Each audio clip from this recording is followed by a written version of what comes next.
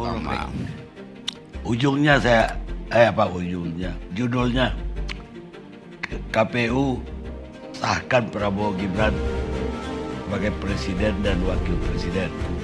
Benarkah Jokowi intervensi keputusan MK? Ya KPU mensahkan itu karena tadi ada prinsip mayoritas hakim konstitusi menolak dalil 03. Kan itu dasarnya kenapa dia disahkan. Itu kan cuma upacara mensahkan sesuatu yang toh itu basa-basi baca segala macam apa poin itu kan. Jadi orang balik lagi pada dinamikanya di mana itu. Kawas candra di mukanya ada di Mahkamah Konstitusi itu. Dan itu yang menerangkan pada kita bahwa kita ingin ada suatu kualitas baru dihasilkan dari mahkamah itu. Ada bicara tentang mari kita mulai untuk transisi itu kekuasaan. Iya, tapi transisi itu artinya beralih dari satu kualitas ke kualitas berikutnya kan. Itu cuma transisi itu. Waktu kita lakukan transisi, carry over di situ the illegitimate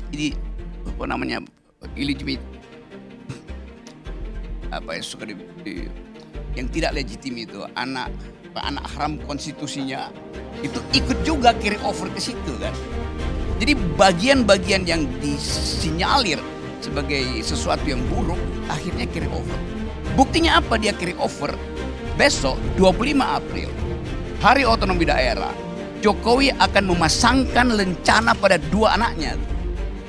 Satu Gibran, satu adalah Bobi. Jadi orang melihat, oh itu yang dilantik kemarin di Mahkamah Konstitusi di KPU itu. Sebelumnya Ibu Iriana dikalungkan sendiri lencana oleh Presiden Jokowi. Lihat aja besok itu dia. Jadi terhubung lagi yang kita sebut kesamar-samaran dari dinasti itu besok menjadi nyata. Kan dasarnya itu. Lalu kita bilang bahwa ya mayoritas sudah putuskan 5 hakim itu. Oh ya dulu juga itu waktu debat apakah bumi ini bulat atau datar itu debat antara Kopernikus dan Ptolemeus itu. Yang menang memang Ptolemeus. Bumi ini datar. Karena prinsip mayoritas Katolik nggak boleh diganggu doktrinnya. Kalau bumi itu bulat itu artinya ada sistem sonar lain yang mengatur-atur bumi itu. Jadi itu yang disebut ada istilahnya dalam psikologi itu imitate the majority. Udah ikut aja gerombolan mayoritas kan. Itu juga yang menunjukkan 5 hakim itu adalah the majority. Memang karena bagi mereka bumi itu adalah datar. Setelah disurvei. Karena tidak diberi pengetahuan bahwa kalau datar itu konsep-konsep alam semesta berubah. Susah. Sementara yang 3 itu mendalilkan sesuatu setelah mereka paham bahwa yang dimintakan pada 3 hakim ini adalah problem-problem terstruktur sistematis dan masif. Bagaimana buktikan itu? Dengan pikiran dia buktikan itu. Gak boleh pakai pikiran. Lo mahkamah sendiri bilang boleh ada kamar kuantitatif, ada kamar kualitatif. Maka 3 orang ini memakai otaknya dengan bagus, mengikuti prinsip Kopernikan, sementara yang 5 memakai prinsip imitate the majority. Itu dasarnya kan. Maka disimpulkan oleh 3 hakim ini bahwa ada kecurangan di 60% pemilih kita. Di mana itu? Di kota-kota besar itu. Boleh nggak itu diterima? Nggak boleh diterima. Kenapa? Karena nggak bisa diverifikasi. Misalnya itu beras bansos itu masih ada nggak di keluarga miskin yang ada di Tangerang misalnya. Oh datang aja ke Tangerang. Si keluarga bilang iya. Beras itu udah jadi bubur. Udah kami bikin nasi uduk. Dibawa nasi uduk itu ke Mahkamah Konstitusi. Hakim 5 hakim itu bilang, kan yang dibikin Pak Jokowi beras, bukan nasi uduk. Coba bayangkan kekonyolan itu. Jadi sekali lagi kita mau coba lihat ini bahwa kita mau masuk dalam perdebatan yang betul-betul bermutu. Bukan soal ini mayoritas yang bilang, tapi mayoritas yang dungu mengapain? Terima prinsip mayoritas yang dungu. Kan dasarnya itu kan. Jadi kita balik lagi bahwa memang 3 hakim itu minoritas. Yang ini mayoritas. Tetapi di dalam politik ada prinsip bahwa less is more gitu. Yang sedikit bahkan berlebihan itu. Karena dia sedang menghasilkan perencanaan baru untuk kita pikirkan. Bahwa oke, tidak ada cewek-cewek Jokowi.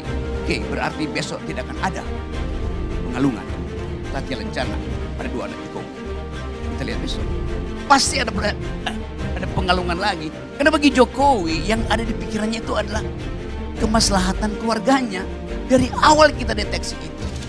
PDIP mungkin terlena sedikit, tapi kemudian bangkit pikirannya tuh. Bahwa partai ini mesti didirikan, diasuh secara ideologis. Bukan dengan prinsip-prinsip kuantitatif.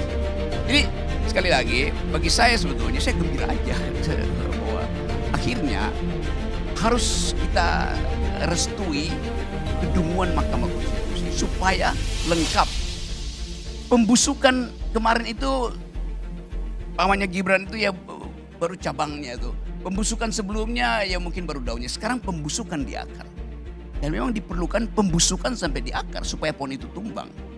Setiap pohon yang tumbang itu akarnya tercerabut, itu justru kesempatan matahari untuk menyinari kembali bibit baru di situ kan. Jadi terang benderang pada kita bahwa Pak Jokowi sekarang cemas karena Prabowo berusaha memasukkan sebanyak mungkin partai politik. Padahal prinsipnya less is more itu. Kue yang sedikit itu mesti dibagi dengan Jokowi udah gak cukup akhirnya. Jadi saya kira cerdik juga Prabowo. Masuklah PDIP, masuklah Nasdem, masuklah semua itu. Akibatnya apa? Ya Jokowi tersingkir. Dia dapat bagian yang paling kecil di situ kan. That's politics tuh. Tapi buat kita bukan itu politik. Politik adalah upaya untuk mengembalikan moral. The morality of the public itu. Dan itu yang tidak mungkin kita peroleh hari ini. Jadi oke, selebihnya mungkin kalau ada persoalannya, kita anggap aja bahwa akan ada banyak keguncangan. Ada yang bergembira karena ini malam pengantin demokrasi. Tapi ada yang menganggap bahwa ini guncangan pertama pada kursi kekuasaan. Itu dasarnya kan. Malam pengantin artinya ranjangnya bergoyang, artinya ada kerusuhan hormonal. Tapi pada saat yang sama ada yang akan mengguncang kursi kekuasaan.